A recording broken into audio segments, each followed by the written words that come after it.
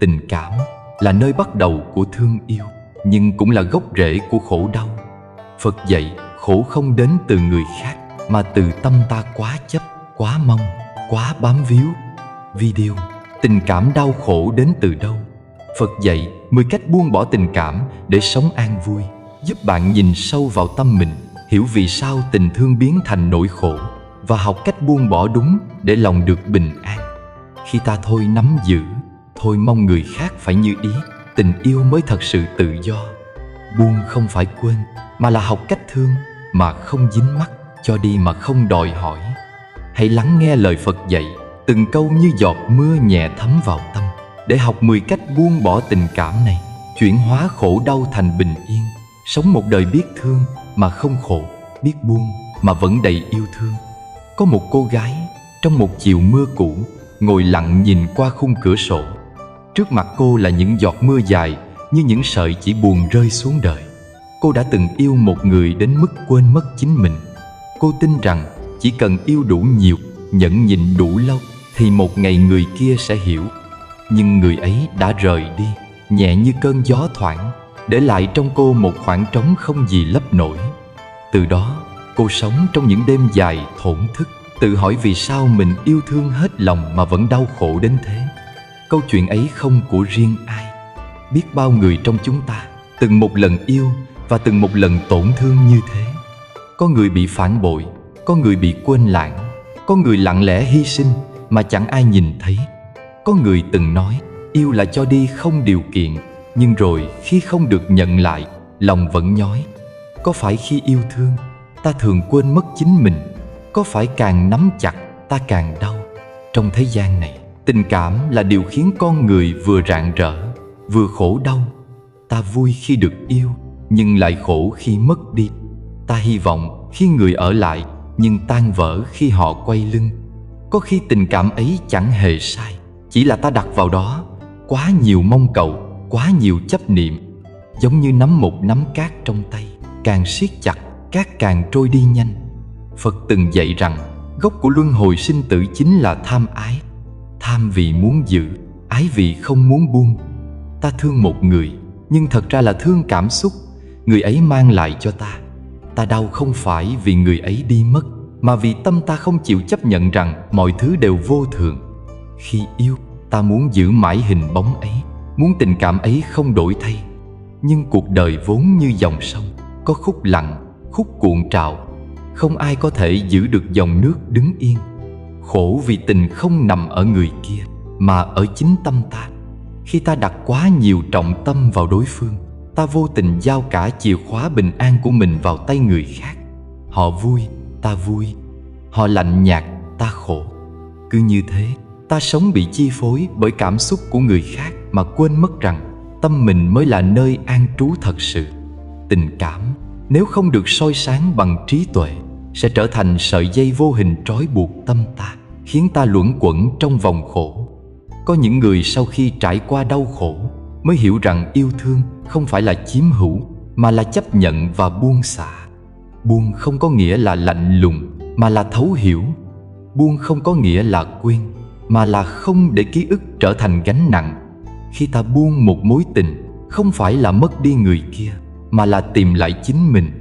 Đức Phật không dạy chúng ta từ bỏ tình cảm, mà dạy ta hiểu tình cảm đúng cách. Yêu không phải để đòi hỏi, mà để học cách cho đi và trưởng thành. Yêu không phải để khổ, mà để soi thấy bản thân trong gương tâm người khác. Khi một người khiến ta đau, thật ra họ đang giúp ta nhận ra điều gì trong ta vẫn còn bám víu, điều gì trong ta vẫn chưa biết buông. Có người hỏi, làm sao để yêu mà không khổ? Câu trả lời nằm ở hai chữ tỉnh thức.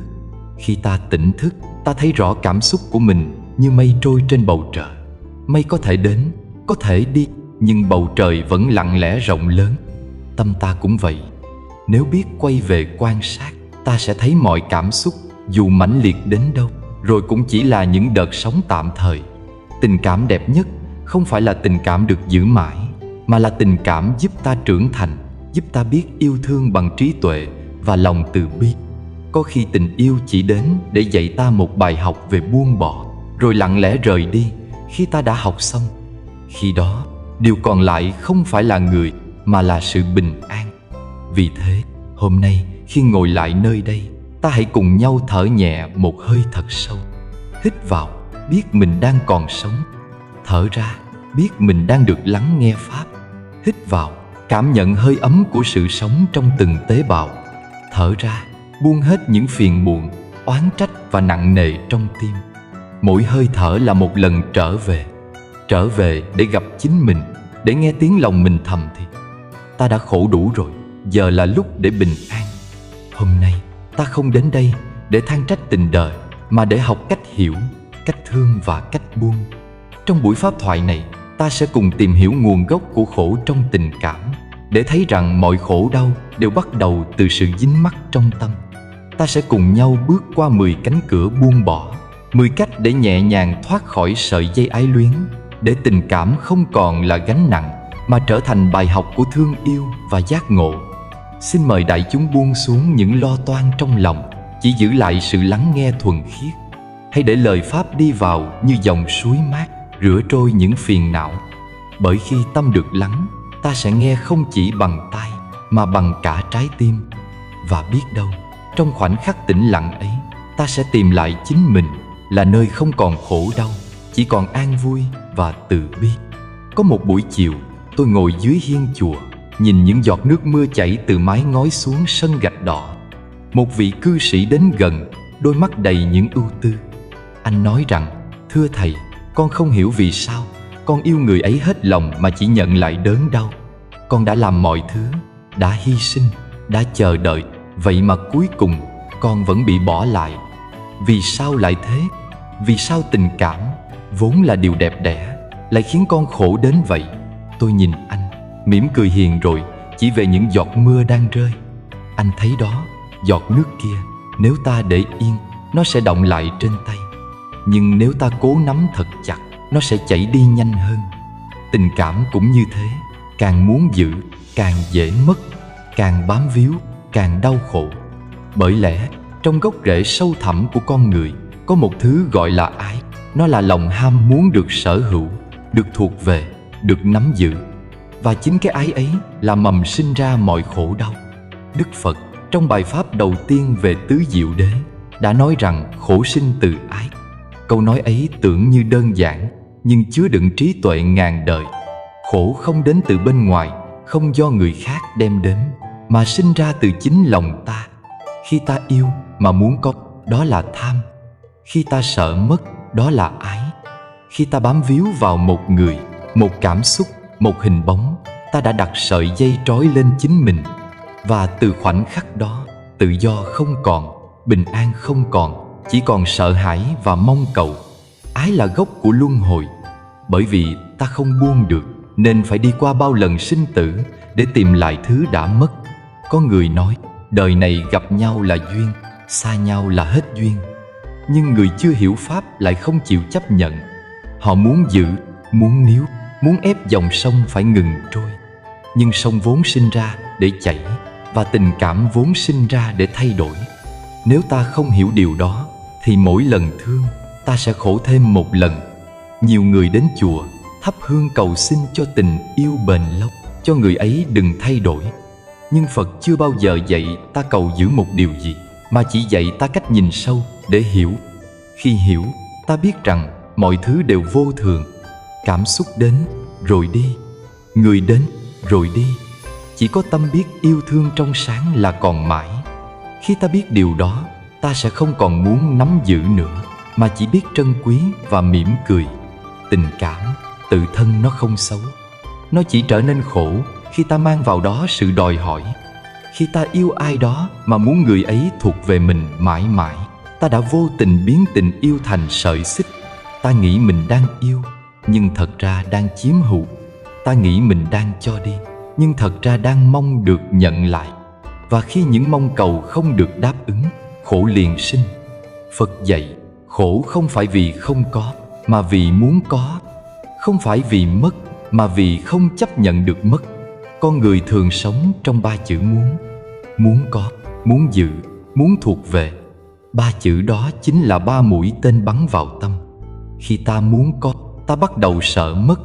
Khi ta muốn giữ, ta sinh ra lo lắng. Khi ta muốn thuộc về, ta đánh mất tự do của chính mình. Và rồi, trong cơn mê ấy, ta gọi tên nó là tình yêu. Nhưng tình yêu thật sự không trói buộc, không làm tổn thương, không khiến người ta mất đi chính mình. Phật từng ví ái như ngọn lửa cháy âm ỉ trong lòng. Nếu không nhận ra, nó sẽ thiêu đốt tất cả bình an. Muốn dập tắt ngọn lửa ấy, không phải bằng cách dập nó đi, mà bằng cách hiểu nó. Hiểu rằng yêu thương là bản năng, nhưng dính mắc là vô minh. Khi ta hiểu, ngọn lửa ái hóa thành ánh sáng trí tuệ. Khi ấy, ta vẫn yêu, vẫn thương, nhưng trong tâm không còn đau. Có người hỏi tôi, thưa Thầy, nếu không muốn giữ, làm sao biết yêu thật lòng? Tôi bảo, con ơi, tình yêu thật lòng không nằm trong sự chiếm hữu. Nó nằm trong sự cho đi mà không cần đáp lại. Giống như hoa nở chỉ vì gió xuân đến, chứ không đòi hỏi ai phải ngắm nhìn. Hoa vẫn nở, vẫn tỏa hương, dù chẳng ai biết đến. Tình yêu như thế mới là tình yêu không khổ. Nếu con để ý, con sẽ thấy khi bàn tay nắm lại, nó chỉ giữ được một phần rất nhỏ của nước. Còn khi buông ra, nước có thể chảy tự do, thấm vào đất, hóa thành mạch nguồn nuôi cây, nuôi cỏ. Cũng vậy, khi con buông bỏ mong cầu trong tình cảm, tình yêu sẽ trở lại trạng thái tự nhiên của nó, như dịu dàng, nhẹ nhàng, không ràng buộc. Buông không phải là mất. Buông là để cho mọi thứ trở về đúng chỗ của nó. Đời người, ai mà không từng một lần khổ vì thương. Nhưng nếu ta hiểu được lời Phật, ta sẽ thấy khổ không đáng sợ. Khổ là thầy dạy ta biết yêu đúng cách. Khổ là ngọn đèn soi sáng vô minh trong lòng. Khi ta nhận ra rằng mọi khổ đều bắt đầu từ ái, thì cũng là lúc ta học được bài học đầu tiên của giải thoát. Không phải ngừng yêu, mà là biết yêu trong sáng, biết thương bằng trí tuệ, không dính mắc, không chiếm hữu. Người biết yêu bằng trí tuệ giống người biết ngắm hoa mà không hái, biết trân trọng mà không cần giữ, biết cảm nhận mà không cần sở hữu. Khi ấy, tình yêu không còn là mầm của khổ, mà trở thành hạt giống của an lạc. Còn người chưa hiểu sẽ mãi nắm chặt nắm nước trong tay, để rồi nhìn nó trôi đi trong tiếc nuối. Vì thế, hôm nay khi ngồi lại nơi đây, ta hãy lặng thở một hơi sâu. Hít vào, cảm nhận hơi ấm của lòng thương đang sống trong mình. Thở ra, buông đi tất cả những mong cầu không cần thiết. Hít vào, biết mình còn có khả năng yêu thương. Thở ra, biết mình không cần giữ bất cứ ai để được hạnh phúc. Khi tâm nhẹ, tình yêu trở nên trong suốt. Khi trí tuệ sáng, ái không còn là lửa thiêu đốt, mà là ánh nắng sưởi ấm lòng người. Từ đó, ta mới hiểu gốc của tình cảm là ái. Nhưng nếu biết chuyển hóa, ái có thể thành từ bi. Và khi lòng từ bi nở rộ, tình yêu không còn làm ta khổ, mà trở thành con đường đưa ta đến an vui, giải thoát và giác ngộ. Có những buổi chiều, ta ngồi lặng nhìn dòng người qua lại, chợt tự hỏi vì sao con tim mình từng một lần dại khờ như thế. Ta đã từng yêu ai đó bằng tất cả niềm tin, tất cả sự sống của mình, để rồi khi họ rời đi, dường như cả thế giới cũng sụp đổ theo. Phải chăng chính lúc ấy ta đang sống trong cơn mê của vô minh mà không hề hay biết? Phật dạy rằng nguyên nhân khiến chúng sinh trôi lăn trong luân hồi không gì khác ngoài vô minh. Và trong tình cảm, vô minh ấy lại càng sâu, càng vi tế. Con người thường yêu không bằng trí tuệ, mà bằng cảm xúc. Nó là thứ cảm xúc bùng lên như ngọn lửa, sưởi ấm ta trong chốc lát, nhưng cũng đủ thiêu rụi cả bình an nội tâm nếu ta không tỉnh thức. Khi ta yêu, ta thường không thấy được bản chất thật của người kia, cũng chẳng thấy rõ chính mình. Ta yêu hình bóng của một giấc mơ, yêu ảo tưởng mà tâm mình tự vẽ ra. Ta tin rằng người ấy sẽ ở bên ta mãi mãi, rằng tình yêu ấy sẽ không bao giờ đổi thay. Nhưng đời vốn vô thường, và tình cảm, dẫu đẹp đẽ đến đâu thì cũng chỉ là một pháp sinh diệt như bao pháp khác. Đức Phật từng nói mọi pháp đều vô thường, kể cả tình yêu. Câu nói ấy tưởng như lạnh lùng, nhưng lại là ánh đuốc soi đường cho những ai đang lạc trong đêm tối của cảm xúc. Vì chính khi ta biết rõ rằng tình yêu không thể vĩnh hằng, ta mới có thể yêu bằng sự tỉnh thức. Ta không đòi hỏi người kia phải mãi mãi thuộc về mình, không bắt buộc tình cảm phải luôn nồng nàn như thuở ban đầu. Ta chỉ lặng lẽ yêu rồi lặng lẽ buông, như một bông hoa nở hết lòng rồi tàn cũng an nhiên. Vô minh khiến ta yêu trong mê lầm. Ta tưởng rằng yêu là phải chiếm hữu, là phải giữ cho riêng mình một người, một cảm xúc, một niềm hạnh phúc. Nhưng càng muốn giữ, ta càng mất. Giống như nắm nước trong lòng bàn tay, càng siết chặt, nước càng chảy đi nhanh. Người ta khổ vì tình không phải vì tình yêu sai, mà vì cách ta yêu đầy vô minh. Một người từng hỏi vị thiền sư: "Thưa thầy, con yêu ai đó thật lòng, nhưng sao lại đau đến thế?" Thiền sư đáp: "Con không đau vì yêu, con đau vì con muốn tình yêu ấy không đổi thay. Khi con biết chấp nhận rằng mọi thứ đều đang thay đổi từng giây, con sẽ biết yêu mà không đau." Trong vô minh, ta thường nhìn tình yêu như một nơi để trú ngụ, để được ai đó bù đắp, được lấp đầy khoảng trống trong tim. Nhưng tình yêu không phải là chiếc bình để ta đổ đầy nỗi cô đơn. Nó là tấm gương phản chiếu tâm ta. Nếu tâm còn rối loạn, yêu bao nhiêu cũng vẫn thấy trống vắng. Khi ta chưa đủ hiểu mình, tình cảm sẽ chỉ là sợi dây buộc chặt ta vào phiền não. Phật từng dạy rằng yêu thương chân thật phải khởi từ lòng bi mẫn và trí tuệ. Bi là tình thương, tuệ là sự sáng suốt. Khi có bi mà không có tuệ, tình thương trở thành ràng buộc. Khi có tuệ mà thiếu bi, lòng trở nên lạnh lẽo. Chỉ khi hai điều ấy hòa hợp, ta mới biết yêu mà không lụy, thương mà không đau. Có những người đến chùa, quỳ trước tượng Phật, rơi nước mắt vì tình yêu tan vỡ. Họ cầu xin được quên đi một người, được giải thoát khỏi niềm đau. Nhưng Phật không giúp họ quên, Ngài chỉ dạy cách nhìn. Bởi khi con người thật sự thấy ra bản chất vô thường, thấy rằng mọi thứ chỉ là duyên hợp rồi tan, tâm họ sẽ tự buông.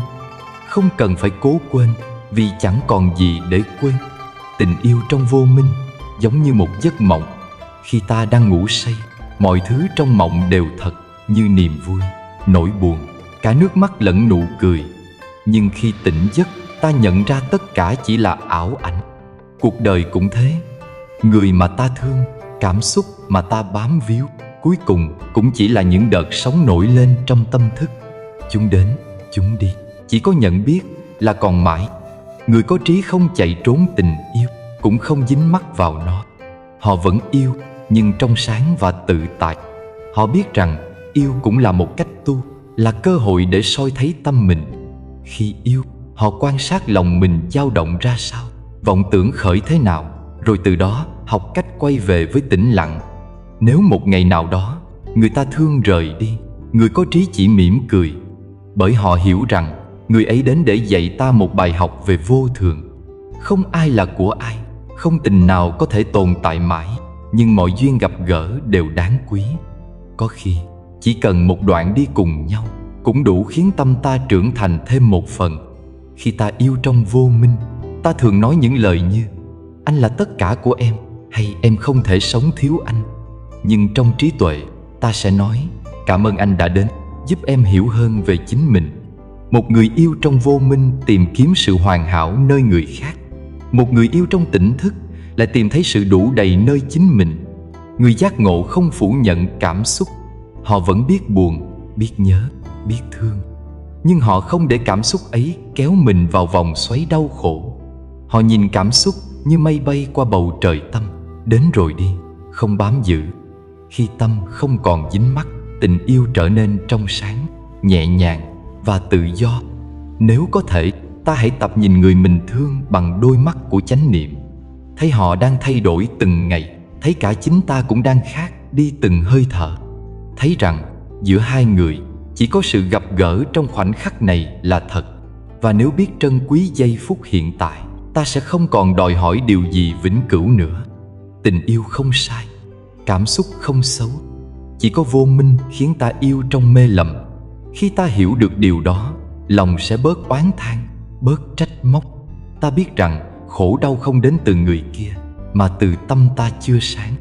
Và khi tâm sáng, yêu thương cũng trở thành con đường dẫn đến giải thoát. Đức Phật từng dạy, người tu không phải đoạn tuyệt tình cảm, mà là hiểu rõ bản chất của nó để không còn bị chi phối.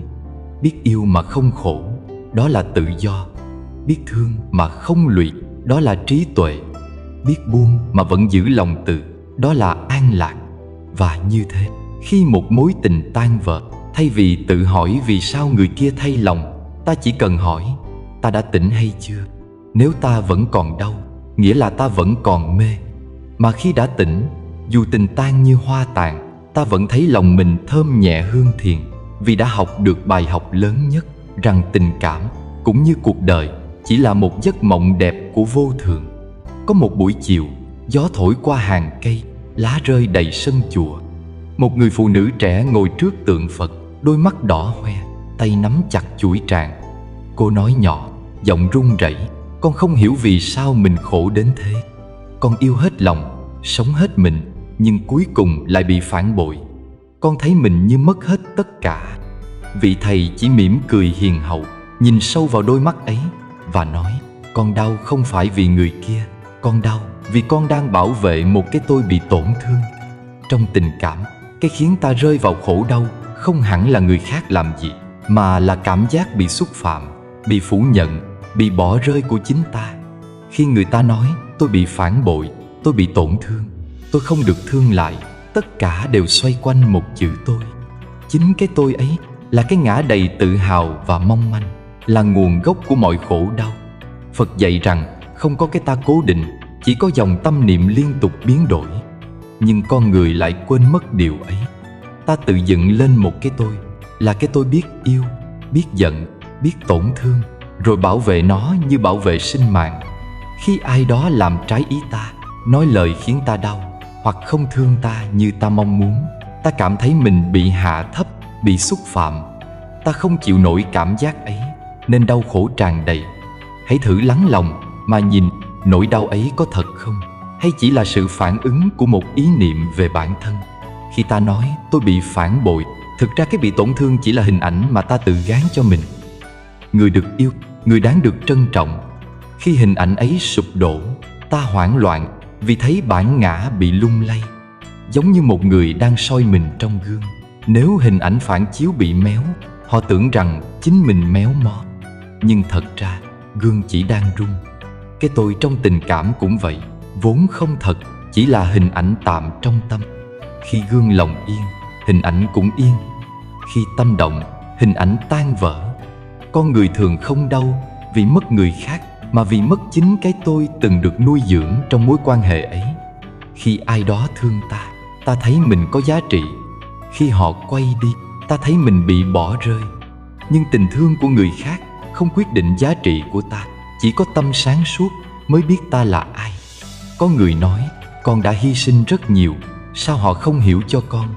Nhưng liệu cái gọi là hy sinh ấy có thật sự vô ngã, hay cũng ẩn chứa mong muốn được đáp lại, được công nhận? Khi ta cho đi mà trong lòng vẫn mong được trả ơn, thì đó chưa phải là cho, mà là trao đổi. Và khi không nhận lại điều mong đợi, ta thấy mình bị tổn thương. Nếu ta có thể yêu mà không cần được yêu lại, thương mà không cần được ghi nhận, cho đi mà không mong đền đáp, thì lúc ấy tình yêu đã vượt khỏi bản ngã. Nhưng để làm được điều đó, ta phải thấy rõ cái tôi trong mình vẫn còn rất lớn, vẫn muốn nắm giữ, muốn hơn thua, muốn được công nhận là người tốt, người đúng. Cái tôi ấy như một đứa trẻ sợ bị bỏ rơi. Nó cần được yêu, được vỗ về, được bảo vệ. Và khi ai đó quay lưng, nó la hét, giận dữ, tổn thương.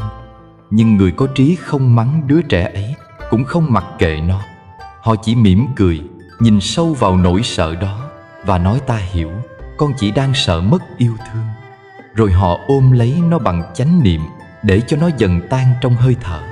Có một thiền sư từng nói, khi con bị tổn thương, đừng cố quên hay dằn lòng, mà hãy ngồi yên và nhìn sâu vào nỗi đau ấy. Hãy hỏi nó đến từ đâu. Rồi con sẽ thấy trong tận cùng của tổn thương không có ai cả, chỉ có một cảm xúc thoáng qua, một làn sóng sinh diệt. Khi thấy được điều đó, con sẽ không còn sợ khổ nữa. Chấp ngã khiến ta biến tình yêu thành chiến trường. Ta muốn đúng, muốn thắng, muốn được thương nhiều hơn. Ta muốn người kia phải hiểu, phải nhớ, phải quan tâm. Nhưng tình cảm không phải là nơi để tranh giành. Càng muốn thắng, ta càng thua. Càng muốn giữ, ta càng mất. Vì cái ta đang giữ không phải là người kia, mà là cái tôi đang muốn được chứng minh. Nếu ta biết buông ngã, tình yêu sẽ trở lại với bản chất thuần khiết của nó. Yêu mà không chiếm hữu, thương mà không ràng buộc. Khi cái tôi tan đi, chỉ còn lại tấm lòng rộng mở, như mặt hồ phẳng lặng, soi chiếu được mọi thứ mà không vướng mắc. Có người từng nói, con sợ buông vì sợ không còn là chính mình. Nhưng Phật dạy, cái gọi là chính mình ấy chưa từng tồn tại như ta nghĩ. Nó chỉ là một chuỗi cảm xúc, ký ức, suy nghĩ chồng chất qua từng khoảnh khắc. Cái tôi mà hôm nay ta bảo vệ, ngày mai đã khác. Cái tôi của tuổi trẻ không giống cái tôi của tuổi già. Nếu ta bám vào một hình ảnh cố định, ta đang giữ lấy ảo tưởng. Buông ngã không có nghĩa là chối bỏ bản thân, mà là không đồng hóa mình với cảm xúc và vai trò. Khi buồn, biết buồn đang có mặt, nhưng không nói tôi là người buồn. Khi bị từ chối, biết có cảm giác tổn thương, nhưng không nói tôi là người bị phản bội. Khi tâm không còn nhận lầm, khổ đau sẽ tan như sương sớm. Trong một bài kinh, Đức Phật dạy rằng, như dòng sông không bao giờ là cùng một dòng nước, con người cũng không phải là một thực thể bất biến. Ta chỉ là sự tiếp nối của bao nhiêu yếu tố, như thân, tâm, cảm xúc và tư tưởng. Nó luôn trôi chảy không ngừng. Thế nên, cái tôi mà ta cho là thật chỉ là một ảo ảnh. Khi nhận ra điều ấy, mọi giận hờn, trách móc đều trở nên nhẹ. Buông ngã là một hành trình, không phải một quyết định trong ngày một ngày hai. Nó đòi hỏi sự quan sát, tỉnh thức và lòng dũng cảm. Dũng cảm nhìn vào sự thật rằng ta không đặc biệt hơn ai, ta không là trung tâm của thế giới, và không ai có nghĩa vụ phải làm ta hạnh phúc. Khi ta không còn đặt mình làm trung tâm, tình yêu trở thành dòng chảy tự nhiên, không còn đòi hỏi, không còn trói buộc. Có lần, một vị thầy hỏi học trò, con thương ai nhất? Người học trò đáp, con thương mẹ con. Thầy hỏi, nếu một ngày mẹ con rời xa, con có còn thương không? Học trò im lặng. Thầy nói, nếu tình thương ấy mất đi, khi người kia vắng mặt, nghĩa là con không thương người ấy, con chỉ thương cái cảm xúc của chính mình. Khi con buông cái tôi, con sẽ thấy tình thương không mất đi, vì nó không phụ thuộc vào ai cả. Trong giây phút ta biết nhìn người thương bằng lòng vô ngã, ta sẽ thấy họ cũng đang khổ vì cái tôi của họ. Khi ấy, lòng ta sinh ra từ bi. Ta không còn trách, không còn giận. Ta chỉ muốn cùng họ học cách tỉnh thức, cùng nhau bước trên con đường an lạc. Buông ngã không làm ta mất đi tình yêu, mà giúp tình yêu trở nên trong sáng hơn. Giống như dòng nước khi rời khỏi lớp bùn, nó trong vắt và mát lành. Khi cái tôi tan biến, chỉ còn lại lòng thương bao la, không phân biệt ta và người. Và rồi, đến một lúc nào đó, khi ngồi yên trong tĩnh lặng, ta sẽ mỉm cười mà nhận ra rằng mọi tổn thương từng trải qua đều là bài học giúp ta thấy rõ bản ngã. Mỗi vết thương chính là cánh cửa mở ra sự giác ngộ. Nếu không từng khổ, ta sẽ chẳng biết thế nào là buông. Nếu không từng yêu, ta sẽ chẳng biết mình còn dính mắc đến đâu. Khi ta buông được cái tôi, ta không còn cần phải tha thứ cho ai, vì chẳng còn ai để trách. Không có kẻ làm tổn thương, không có người bị tổn thương, chỉ có duyên hợp rồi tan trong dòng đời. Và trong sự hiểu biết đó, lòng ta an nhiên, nhẹ như mây trôi giữa trời, không vướng bận, không hờn giận. Chỉ còn lại một điều duy nhất, đó là từ bi. Một buổi chiều yên tĩnh, trong khu vườn chùa nhỏ, có đôi chim sẻ bay lượn trên cành bồ đề. Chúng ríu rít gọi nhau, rồi lại tung cánh bay về hai hướng khác nhau, chẳng níu kéo, chẳng ràng buộc. Một chú tiểu ngồi nhìn cảnh ấy, hỏi vị thầy đang quét lá, thưa thầy, sao đôi chim ấy cứ bay tách ra, rồi lại quay về, chẳng ở bên nhau mãi cho rồi? Vị thầy cười hiền, vì chúng biết nếu bị buộc chung đôi cánh thì cả hai sẽ chẳng bao giờ bay được nữa. Câu chuyện ấy nghe tưởng đơn giản, nhưng lại là tấm gương phản chiếu tình cảm của con người. Nhiều người yêu, nhưng không phải để cùng bay, mà để dựa vào nhau. Họ tìm đến tình yêu như tìm một nơi để nương tựa, để trốn khỏi nỗi cô đơn, để được ai đó lấp đầy khoảng trống trong tâm hồn. Nhưng khi yêu trở thành chỗ dựa, nó cũng dễ trở thành xiềng xích. Phật dạy rằng mọi sự ràng buộc đều sinh khổ. Nếu ta yêu mà trong lòng đầy sự sợ hãi, lo mất, lo người kia thay đổi, thì đó không còn là yêu mà là lệ thuộc. Lệ thuộc khiến ta đánh mất tự do, đánh mất chính mình, rồi dần đánh mất cả tình cảm vốn trong sáng ban đầu. Con người thường nhầm lẫn giữa yêu thương và bám víu. Họ nghĩ rằng càng gắn bó càng sâu đậm, càng kiểm soát càng bền lâu. Nhưng thật ra, tình yêu không thể sống trong nhà tù của kiểm soát. Giống như một bông hoa, nếu ta bóp chặt trong tay, nó sẽ héo nhanh hơn. Tình yêu cũng vậy, nếu bị giữ quá chặt, nó sẽ chết dần trong nỗi ngột ngạt. Nhiều người nói, con yêu người ấy đến mức không thể sống thiếu họ. Nhưng chính câu nói ấy đã tiết lộ gốc rễ của khổ đau. Vì khi ta cần một người để tồn tại, nghĩa là ta chưa biết sống với chính mình. Khi tâm còn rỗng, ta sẽ tìm người khác để lấp vào. Nhưng chẳng ai có thể lấp đầy được khoảng trống bên trong một người chưa tự hiểu mình. Tình yêu chân thật không phải là nơi ta trú ngụ, mà là hành trình cùng nhau lớn lên. Hai người gặp nhau không phải để ràng buộc, mà để soi chiếu, để nhận ra những góc tối trong mình, rồi cùng nhau chữa lành. Yêu không phải để được nương tựa, mà để cùng đứng vững, cùng tự do. Nếu một người chỉ muốn người kia thuộc về mình, muốn họ chỉ nhìn, chỉ cười, chỉ sống vì mình, thì đó không còn là yêu, mà là chiếm hữu. Và khi chiếm hữu, khổ đau bắt đầu. Ta bắt đầu nghi ngờ, bắt đầu giám sát, bắt đầu lo sợ. Mỗi tin nhắn không trả lời, mỗi ánh mắt lạc đi, cũng đủ khiến lòng ta rối như tơ vò. Ta tự nhốt mình trong lồng sắt do chính tay ta tạo ra. Có người từng hỏi Phật, làm sao để biết mình yêu thật sự hay chỉ đang bám víu? Phật nói, nếu trong tình yêu có tự do, có nụ cười an nhiên, thì đó là yêu. Còn nếu trong tình yêu có sợ hãi, ghen tuông, đau khổ, thì đó là sự dính mắc. Một con chim chỉ có thể bay khi đôi cánh nó được tự do. Hai con chim có thể cùng bay về một hướng, nhưng không thể buộc chung đôi cánh lại. Nếu làm vậy, cả hai sẽ ngã xuống đất. Trong tình cảm cũng thế, khi hai người quấn lấy nhau bằng sợi dây của sự lệ thuộc, họ sẽ cùng rơi vào vực sâu của khổ đau. Có những cặp đôi tưởng như yêu nhau tha thiết, nhưng trong lòng lại đầy căng thẳng. Họ muốn ở gần nhau, nhưng càng gần càng mệt mỏi. Họ không thể xa, cũng không thể yên khi ở cùng. Đó là vì tình yêu đã trở thành sự lệ thuộc. Một bên cần được thương, bên kia sợ làm người kia tổn thương. Cả hai đều bị trói bởi nỗi sợ. Phật dạy rằng tình yêu không phải là xiềng xích. Khi yêu trong chánh niệm, ta không còn muốn kiểm soát, chỉ muốn thấu hiểu. Không còn muốn chiếm hữu, chỉ muốn được cùng nhau bình an. Ta biết rằng người kia không sinh ra để lấp vào khoảng trống trong ta, mà để cùng ta học bài học của yêu thương. Yêu trong tuệ giác là biết rằng mọi mối quan hệ đều có thời điểm của nó. Có người đến để ta học cách mở lòng, có người đến để dạy ta biết buông. Không ai thuộc về ai mãi mãi, nhưng mỗi cuộc gặp gỡ đều mang một ý nghĩa. Khi ta hiểu vậy, ta sẽ biết trân quý từng giây phút được ở bên, mà không sợ mất đi. Nhiều người không dám buông vì sợ cô đơn. Nhưng cô đơn không giết chết ai, chỉ có lệ thuộc mới khiến ta tàn tạ. Người dám đi qua cô đơn mới thật sự tự do. Khi ta có thể ngồi một mình, mỉm cười với hơi thở, thấy lòng an tĩnh, thì dù không có ai bên cạnh, ta vẫn đầy đủ. Tình yêu khi ấy không còn là nhu cầu, mà là sự chia sẻ. Nếu ta chưa đủ vững chãi, tình yêu dễ trở thành nơi để trốn chạy. Nhưng nếu ta đã có gốc rễ an lạc trong tâm, tình yêu sẽ là mảnh đất để gieo hạt thiện lành. Người hiểu đạo không tránh tình cảm, mà biến tình cảm thành pháp tu.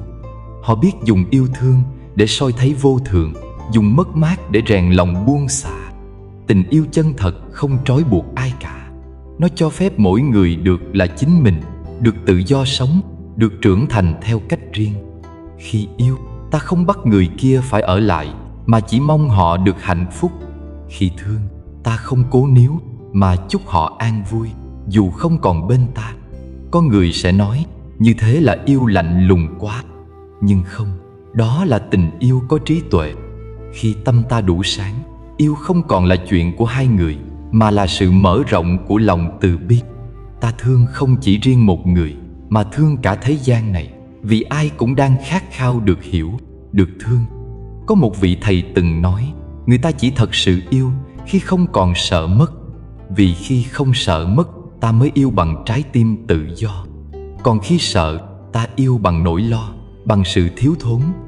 Và tình yêu ấy sớm muộn cũng hóa thành xiềng xích. Hãy thử nhìn lại những mối quan hệ đã qua. Bao nhiêu lần ta từng nghĩ rằng nếu người ấy đi, ta sẽ không sống nổi. Nhưng rồi thời gian trôi, ta vẫn sống, vẫn thở, vẫn cười. Vậy thì ta có thật sự cần ai để hạnh phúc không? Hay chỉ cần một tâm bình an để thấy rằng hạnh phúc chưa từng rời khỏi ta? Một người từng ngồi thiền dưới gốc bồ đề, hỏi thầy rằng: làm sao để con không còn bám vào ai nữa? Thầy đáp: hãy học cách trở về với chính con. Khi con thấy mình là nơi nương tựa, con sẽ không còn cần ai khác để nương nữa. Khi ấy, con có thể yêu mà không bị ràng buộc, vì con không còn sợ mất gì cả. Tình yêu như dòng nước, cứ để nó chảy. Đừng chặn lại, đừng cố hướng nó đi theo ý mình. Khi nước được tự do, nó tìm được đường ra biển. Khi tình yêu được tự do, nó trở về với lòng từ bi, với niềm an vui rộng lớn. Cuối cùng, khi ta thật sự hiểu rằng tình cảm không phải là xiềng xích, mà là chiếc cầu đưa ta đến trí tuệ và tự do, ta sẽ không còn sợ yêu, cũng không còn sợ mất. Ta biết rằng yêu là một phần của hành trình tu học, là con đường giúp ta thấy rõ tâm mình. Và khi ấy, tình yêu không còn là ràng buộc, mà là cánh chim đưa tâm ta bay về trời an nhiên. Có những người từng yêu đến cháy lòng, từng khóc đến cạn nước mắt, từng nghĩ rằng mất một người là mất cả thế giới.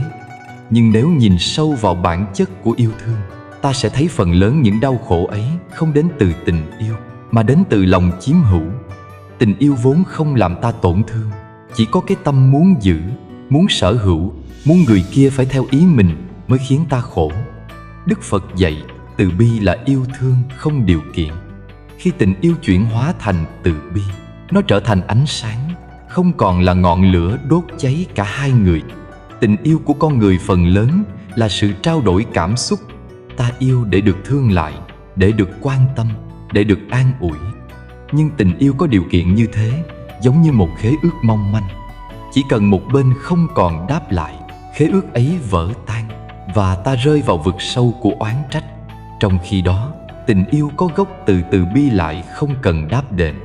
Giống như ánh mặt trời, chỉ biết tỏa sáng, sưởi ấm, mà chẳng đòi hỏi ai phải yêu lại mình. Khi ta yêu bằng tâm từ bi, ta không còn thấy người kia là của ta, mà chỉ là một con người cũng đang đi qua kiếp sống với bao nỗi khổ riêng. Ta mong họ an vui, mong họ được bình yên, dù con đường họ chọn không còn có ta. Đó là sự bao dung của người đã hiểu đạo. Yêu mà không chiếm hữu, thương mà không ràng buộc, ấy là tình yêu của bậc giác ngộ. Nhưng để đạt được điều ấy không dễ. Con người vốn quen yêu bằng cảm xúc, bằng sự thiếu thốn, bằng nỗi sợ mất mát. Khi thương ai, ta muốn họ thuộc về mình, muốn họ chỉ cười với ta, chỉ dành cho ta những điều tốt đẹp nhất. Chính vì vậy mà tình yêu thường xen lẫn ghen tuông, giận hờn, trách móc. Và rồi, khi không giữ được, ta đau. Khi giữ được mà sợ mất, ta vẫn đau. Phật từng dạy rằng gốc của đau khổ là tham ái. Trong tình yêu, tham ái chính là mong muốn sở hữu. Khi ta xem người kia là của ta, ta đã đánh mất sự tự do trong chính mình. Người ấy cũng trở thành tù nhân trong chiếc lồng của cảm xúc ta dựng lên. Dù là chiếc lồng bằng vàng, nó vẫn là nhà giam. Tình yêu có trí tuệ là tình yêu biết nhìn sâu. Ta thấy rõ bản chất của con người là vô thường, cảm xúc cũng vô thường. Hôm nay họ thương, mai có thể đổi thay. Đó là điều tự nhiên như mây bay qua trời. Ta không thể bắt mây đứng yên, chỉ có thể ngắm nhìn với lòng biết ơn, vì đã từng có nó ngang qua đời mình. Khi hiểu như vậy, ta vẫn có thể yêu, vẫn có thể thương, nhưng trong tâm không còn xiềng xích. Có những người từng nói, yêu mà không chiếm hữu thì đâu còn là yêu. Nhưng thật ra, đó mới là tình yêu cao quý nhất. Yêu không phải để nắm giữ, mà để hiểu, để chia sẻ, để nâng đỡ nhau trong hành trình tỉnh thức. Khi yêu bằng tâm từ bi, ta không cần lời hứa vĩnh viễn, chỉ cần giây phút hiện tại đủ chân thành. Hãy thử nghĩ khi ta nhìn người kia bằng ánh mắt thương cảm, chứ không phải bằng cái nhìn chiếm hữu, ta sẽ thấy họ dễ thương biết bao. Mỗi nỗi buồn, mỗi tổn thương của họ đều khiến lòng ta dịu lại. Ta không trách họ, không đòi hỏi họ phải bù đắp, vì ta biết họ cũng đang khổ như ta. Chính sự thấu hiểu ấy làm nên tình yêu giác ngộ. Yêu bằng từ bi là biết rằng cả ta và người đều là những kẻ đang đi tìm hạnh phúc. Mỗi người đều có hành trình riêng, nghiệp riêng và những nỗi khổ riêng. Khi hiểu điều đó, ta không còn trách móc khi họ thay đổi, cũng không oán hận khi họ rời đi. Ta chỉ mỉm cười, chắp tay, cảm ơn vì đã có một đoạn duyên lành cùng nhau. Trong kinh Từ Bi, Đức Phật dạy hãy khởi tâm thương rộng lớn đến tất cả chúng sinh, không phân biệt gần xa, thân sơ, oán thân, để tâm ấy lan tỏa như ánh sáng mặt trời chiếu khắp mọi nơi. Khi lòng từ bi nảy nở, tình yêu không còn là một mảnh vườn nhỏ bé cho riêng ta, mà trở thành khu rừng lớn của lòng người, nơi ai cũng có thể dừng chân nghỉ ngơi. Người có tâm từ bi sẽ không tìm kiếm người để lấp đầy khoảng trống trong mình, vì họ đã đủ đầy. Họ yêu không phải để được yêu, mà để lan tỏa yêu thương. Họ như dòng suối chảy giữa rừng, không hỏi rừng có khát hay không, chỉ biết chảy để tưới mát, vì đó là bản chất của mình. Khi ta đạt đến tình yêu ấy, ta không còn sợ hãi, không sợ mất, không sợ thay lòng, không sợ cô đơn. Bởi ta hiểu rằng tình yêu không nằm ở người kia, mà ở trong chính tâm ta. Còn giữ được tâm ấy thì tình yêu chưa bao giờ mất. Trong đời, ai cũng sẽ có ít nhất một lần yêu sai người, sai cách. Nhưng nếu sau mỗi tổn thương, ta biết học, biết soi, biết quay về nhìn lại chính mình, thì tình yêu ấy vẫn có ý nghĩa. Nó dạy ta biết thế nào là vị kỷ, để rồi học cách yêu bằng tâm từ. Nó khiến ta nếm trải khổ đau, để rồi biết trân trọng an vui. Vì vậy, đừng sợ yêu. Chỉ cần yêu bằng tâm biết, bằng lòng sáng, thì dù tình ấy có đi đến đâu, cũng không uổng một kiếp người. Hãy để tình yêu là một bông hoa, nở ra để tỏa hương, chứ không phải là dây leo, quấn chặt lấy nhau cho đến khi cả hai cùng héo ố. Phật dạy, người biết yêu bằng tâm từ bi là người đã chạm được vào bản thể của hạnh phúc. Bởi họ không cần sở hữu gì, cũng không mất gì. Họ chỉ đơn giản là yêu, như mây vẫn trôi, như gió vẫn thổi, như trăng vẫn soi, như nước vẫn chảy. Tình yêu ấy nhẹ như hơi thở, mênh mông như bầu trời, và bình an như cõi lòng đã hiểu rằng thương mà không dính mắc mới chính là thương thật. Khi ta yêu bằng tâm từ bi, người kia được tự do, ta cũng được tự do. Cả hai không còn là hai kẻ khổ vì yêu, mà là hai người đang cùng nhau học cách giác ngộ giữa đời. Và nếu một ngày phải chia xa, ta vẫn có thể mỉm cười, bởi ta biết tình yêu ấy chưa bao giờ mất. Nó chỉ đổi hình, hóa thành lòng biết ơn, thành ánh sáng, thành hương sen lan trong gió, dịu dàng mà bất diệt. Trong đời, phần lớn những khổ đau trong tình cảm không đến từ việc ta yêu ai đó, mà đến từ những kỳ vọng ta đặt lên họ. Ta không chỉ muốn họ thương ta, mà còn muốn họ thương theo cách ta mong, nói theo cách ta thích, sống theo điều ta nghĩ là đúng. Khi họ khác đi, ta thất vọng. Khi họ không còn như ban đầu, ta tổn thương. Và rồi ta tưởng rằng mình khổ vì tình, nhưng thực ra ta khổ vì chính kỳ vọng của mình. Đức Phật dạy rằng mọi khổ đau đều bắt đầu từ dính mắc. Kỳ vọng chính là một hình thức của dính mắc vi tế. Nó là sợi dây vô hình buộc ta vào người khác, khiến tâm không bao giờ được yên. Khi họ làm điều ta mong, ta vui. Khi họ không làm, ta buồn. Như chiếc lá trôi giữa dòng, đời ta bị cuốn theo từng cơn sóng cảm xúc của người kia. Nhưng kỳ thực, người đó không trói ta. Chính tâm ta trói mình bằng ảo tưởng rằng mọi thứ phải như ta nghĩ. Buông bỏ kỳ vọng không có nghĩa là ta không còn quan tâm, không còn yêu thương. Nó chỉ có nghĩa là ta yêu mà không áp đặt. Ta hiểu rằng ai cũng có con đường riêng, cách suy nghĩ riêng, nhịp thở riêng của tâm hồn họ. Khi ta biết chấp nhận người ấy như họ đang là, tình yêu bắt đầu trở nên tự nhiên, nhẹ nhàng và thật đẹp. Hãy thử nhìn một bông hoa trong nắng. Nó nở không vì ai khen, cũng chẳng buồn khi chẳng ai nhìn. Nó chỉ nở vì đến lúc phải nở, vì đó là bản chất của nó. Còn con người, ta lại thường đòi hỏi tình yêu của mình phải được nhìn nhận, phải được đáp đền, phải được công nhận là đúng.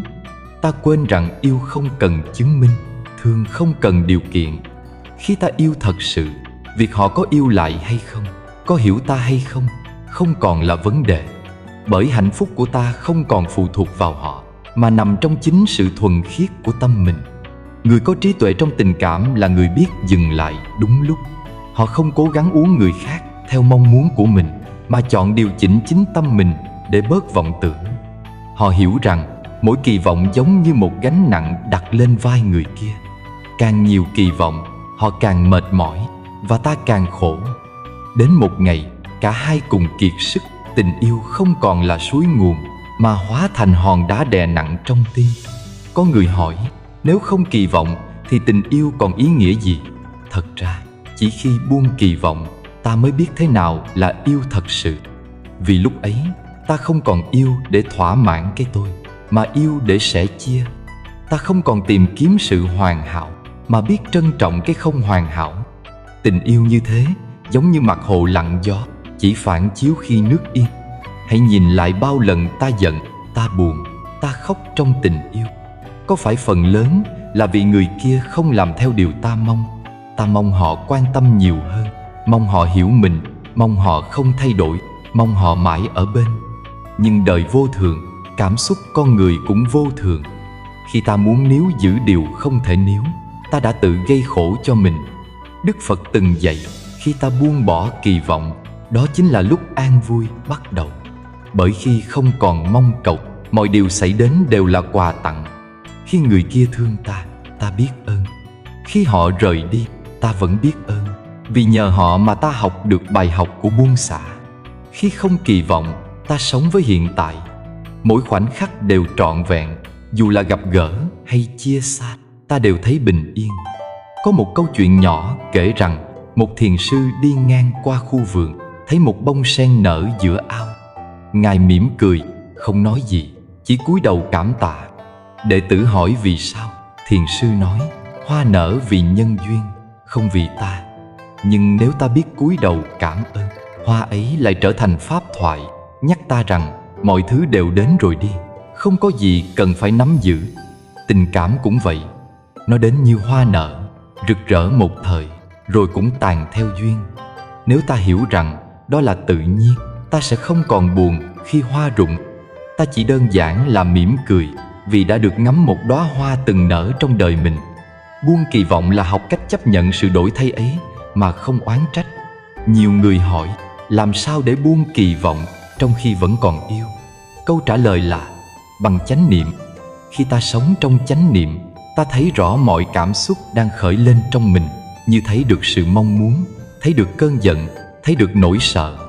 Và khi ta thấy rõ, ta không còn bị nó dẫn dắt. Mỗi lần tâm vọng tưởng xuất hiện, ta chỉ cần thở, mỉm cười và nói, ta biết ngươi đang ở đây. Cơn sóng ấy rồi cũng qua. Cứ thế, ta dần học cách yêu mà không ràng buộc.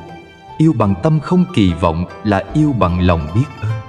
Biết ơn vì người ấy đã xuất hiện trong đời, dù chỉ trong một đoạn ngắn ngủi. Biết ơn vì họ cho ta cơ hội để học cách hiểu, cách tha thứ, cách nhìn lại chính mình. Mỗi cuộc gặp gỡ đều là một bài học, mỗi chia tay đều là một sự trưởng thành. Buông kỳ vọng, ta không mất gì cả. Ta chỉ mất đi ảo tưởng rằng mình có thể kiểm soát cuộc đời và người khác. Cái mất ấy lại chính là sự được lớn nhất, vì khi ấy ta được tự do. Một tâm hồn không kỳ vọng giống như bầu trời sau cơn mưa, như trong sáng, rộng mở và nhẹ tinh. Người không còn kỳ vọng vào người khác sẽ thấy niềm vui trong từng điều nhỏ bé. Một ánh nhìn, một nụ cười, một buổi chiều bình yên cũng đủ làm lòng ấm lại. Vì họ không mong gì thêm, nên mọi điều đến đều là ân phước. Càng không đòi hỏi, càng dễ được hạnh phúc. Cuối cùng, hãy nhớ rằng buông bỏ kỳ vọng không phải là dửng dưng hay lạnh lùng. Đó là cách yêu sâu sắc nhất, vì trong tình yêu ấy không có gông cùm của mong cầu, không có bóng tối của thất vọng. Chỉ còn lại sự an nhiên, thuần khiết như bông hoa nở giữa trời, chẳng cần ai ngắm vẫn tỏa hương. Khi tâm không còn chờ đợi điều gì từ người khác, ta tự nhiên trở nên bình yên. Khi ta thôi tìm kiếm hạnh phúc bên ngoài, hạnh phúc bên trong liền hé nở. Như mặt trăng giữa đêm, chẳng cần ánh đèn nào khác để soi sáng. Và khi ấy, ta hiểu rằng nguồn an vui đích thực không nằm ở việc được yêu hay không, mà ở chỗ biết yêu mà không đòi hỏi, biết sống mà không cần ai phải làm ta hạnh phúc. Chỉ vậy thôi mà đủ an vui suốt cả một kiếp người. Có những buổi chiều, khi ánh nắng cuối cùng rơi trên mái ngói cũ, ta chợt nhận ra rằng chẳng có điều gì trong đời thật sự thuộc về ta.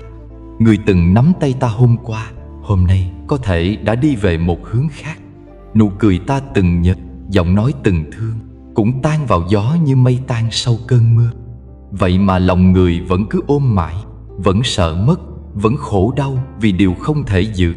Từ đó ta lạc giữa những điều đã qua, giữa những ký ức không chịu rời, để rồi quên mất rằng cuộc đời này vốn vô thường. Đức Phật dạy tất cả các pháp hữu vi đều như mộng, như sương, như điện chớp.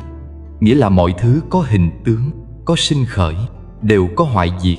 Tình cảm, thân xác, cảm xúc, lời hứa, nụ cười, nước mắt, tất cả chỉ như đám mây đang trôi qua bầu trời tâm thức. Ta thấy nó rõ ràng, nhưng chỉ trong chốc lát nó đã tan biến. Thế nhưng con người lại sống như thể những điều ấy có thể kéo dài mãi. Ta hứa yêu mãi mãi, ta thề không rời xa, ta tin rằng hôm nay sẽ là mãi mãi. Rồi khi vô thường ghé đến, ta trách trời, trách người, trách số phận, mà quên rằng đó chỉ là quy luật của vũ trụ. Hiểu được vô thường, ta không còn sợ hãi khi thấy mọi thứ đổi thay. Ta biết rằng hoa nở rồi tàn, trăng tròn rồi khuyết, người đến rồi đi. Không gì cần phải giữ chặt, vì giữ cũng không được. Không gì cần phải sợ mất, vì mất cũng là lẽ tự nhiên. Chỉ có người chưa hiểu vô thường mới bám víu, mới khổ đau khi thấy đời đổi khác. Có người từng hỏi tôi, vì sao tình yêu không thể vĩnh cửu? Tôi chỉ mỉm cười, nói rằng vì nó là tình yêu của con người, không phải của Phật. Con người thì vô thường, làm sao tình cảm lại thường hằng? Hôm nay ta thương vì họ dịu dàng, ngày mai ta xa vì họ thay đổi. Hôm nay ta muốn ở bên, ngày mai ta lại muốn rời đi. Cảm xúc như dòng sông, chẳng có khúc nào đứng yên. Chỉ là ta không chấp nhận điều ấy, nên ta đau. Vô thường không phải là kẻ thù của hạnh phúc. Ngược lại, khi hiểu vô thường, ta mới thật sự biết trân quý hiện tại. Bởi vì biết rằng mọi thứ rồi sẽ qua, nên ta sống hết lòng trong từng phút giây. Ta thương một người không vì họ sẽ mãi bên ta, mà vì họ đang ở đây, trong khoảnh khắc này. Ta cười, ta nói, ta nắm tay, ta lắng nghe như thể đó là lần cuối cùng. Chính vì biết vô thường nên ta không còn lãng phí. Hãy thử nhìn vào buổi sáng, khi mặt trời lên, ánh sáng chiếu qua khung cửa sổ, rọi vào căn phòng nhỏ, tạo nên một dải vàng dịu. Nhưng chỉ một lát, nắng ấy đã đổi, màu ấy đã khác. Cuộc đời cũng vậy, mọi thứ đều chuyển động, thay đổi từng phút giây. Nếu ta cố níu lại, ta chỉ mỏi mệt. Còn nếu ta biết mỉm cười nhìn nó trôi, ta sẽ thấy mọi sự đổi thay đều có vẻ đẹp riêng. Hoa đẹp khi nở, mà cũng đẹp khi rụng. Tình yêu đẹp khi khởi đầu, mà cũng đáng quý khi kết thúc. Vì cả hai đều là biểu hiện của duyên sinh. Khi hiểu vô thường, ta không còn oán trách khi người thương rời đi. Ta biết rằng họ đến vì duyên, và khi duyên hết, họ phải đi. Cũng như cơn mưa, khi đất đã đủ ẩm, mưa dừng lại. Không ai trách mưa vì đã ngưng, cũng như không ai có thể ép mưa rơi mãi. Trong tình cảm, nếu ta thấy rõ quy luật ấy, ta sẽ thôi khổ. Ta biết rằng không ai phản bội ta, chỉ là vô thường đang làm công việc của nó. Mọi thứ đều vận hành đúng pháp, chỉ có tâm ta là chưa hiểu nên mới đau. Người học đạo không cố gắng chạy trốn vô thường, mà quán chiếu để thấy trong vô thường có an lạc. Khi thấy rõ rằng thân này cũng vô thường, ta bớt lo lắng cho hình tướng. Khi biết cảm xúc cũng vô thường, ta bớt bị cuốn theo hỉ nộ ái ố. Khi hiểu tình cảm cũng vô thường, ta bớt nặng lòng vì chia ly. Từ đó tâm ta nhẹ như mây, tự do như gió. Nhiều người tưởng rằng nói vô thường là bi quan, là thấy đời chóng tàn. Nhưng thật ra vô thường là phép màu của cuộc sống. Chính vì có vô thường nên mới có sinh ra. Chính vì có đổi thay nên mới có cơ hội để trưởng thành, để tái sinh, để làm mới. Nếu tất cả đứng yên, đời sẽ hóa thành cõi chết. Vô thường là hơi thở của cuộc sống, là sự chuyển động của dòng tâm thức, là nhịp đập của nhân duyên. Hãy thử nhìn một cành sen. Khi nở, nó tỏa hương. Khi tàn, nó rơi xuống để lại hạt sen.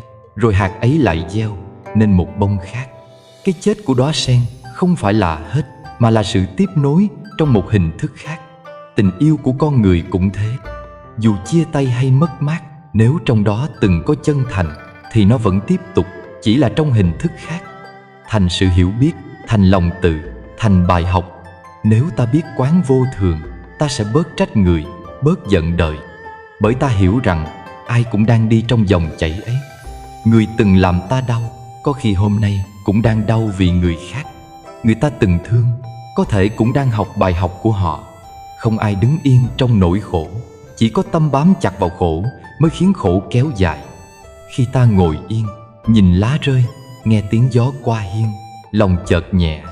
Ta thấy rõ rằng chẳng có gì cần giữ, chẳng có gì cần mất. Mọi thứ chỉ là đang đi qua. Và trong cái đi qua ấy có một sự tĩnh lặng mầu nhiệm. Như khi nhìn dòng sông, nước chảy mãi mà sông vẫn còn đó.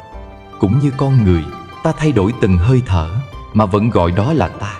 Nếu đã vậy, sao ta còn sợ mất người khác khi chính ta cũng đang đổi thay từng ngày? Hiểu vô thường không làm ta bớt thương, mà khiến ta thương sâu sắc hơn. Vì biết rằng ngày mai có thể khác, nên hôm nay ta trân quý hơn. Vì biết rằng ai rồi cũng đi, nên ta nói lời tử tế hơn, sống dịu dàng hơn.